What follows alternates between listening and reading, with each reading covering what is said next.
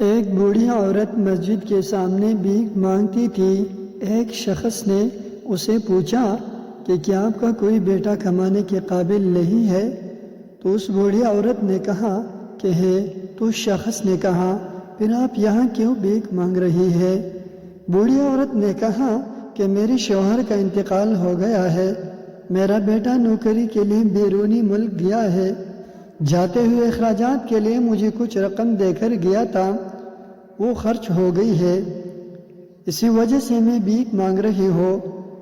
شخص نے پوچھا کہ آپ کا بیٹا آپ کو کچھ نہیں بیچتا ہے؟ بوڑھی عورت نے کہا میرا بیٹا ہر ماہ رنگا رنگ کاغذ بیچتا ہے جسے میں گھر میں دیوار پر چپکا کر رکھتی ہوں۔ وہ شخص اس کے گھر گیا اور دیکھا کہ دیوار پر بینک کے 60 ڈراپ چسپاں کر دی گئی ہے، ہر ڈراپ 50,000 روپے کا تھا۔ تعلیم یافتہ نہ ہونے کی وجہ سے وہ عورت نہیں جانتی تھی کہ اس کے پاس کتنی دولت ہے۔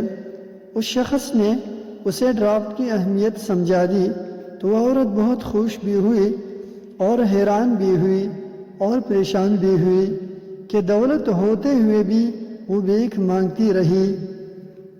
ہماری حالت بھی اس بوڑھی عورت کی طرح ہے۔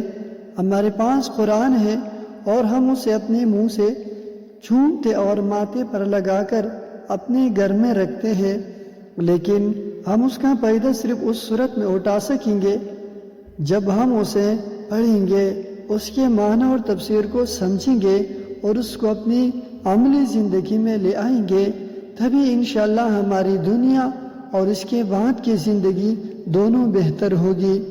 بہت بڑا خزانہ ہمارے پاس موجود ہے، لیکن ہماری جہالت کی وجہ سے اس میں چھپے انعامات سے آج ہم سب محروم ہیں۔ اللہ پاک ہم سب کو قرآن پاک کی عظمت کو سمجھنے کی توفیق عطا فرمائے، آمین یا رب العالمین۔